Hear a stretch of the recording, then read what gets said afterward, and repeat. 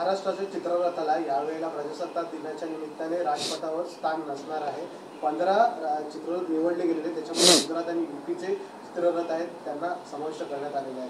मग महाराष्ट्राचा चित्ररथ का नाही असा प्रश्न शिवसेना म्हणून मिरवणाऱ्या उपमुख्यमंत्र्यांनी नरेंद्र मोदी आणि फडणवीस यांना विचारायला पाहिजे।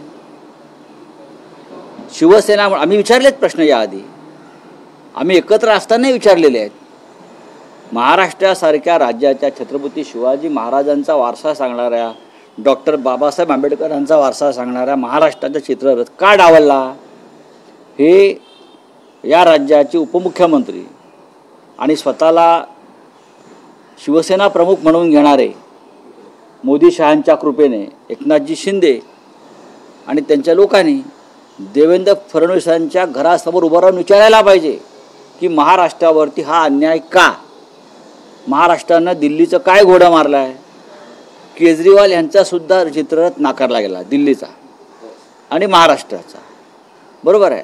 अजूनही फडणवीस म्हणण्यापेक्षा मोदी आणि शहांचा महाराष्ट्रावरचा राग किंवा आकस संपला नाही का? आता जिंकलात ना, EVMने तुम्हाला विजयी केल्यावरती सुद्धा तुम्ही जर महाराष्ट्रावर अशा प्रकारचा आकस, महाराष्ट्र काय कलेच्या क्षेत्रामध्ये काय एवढा कंगाल आहे का?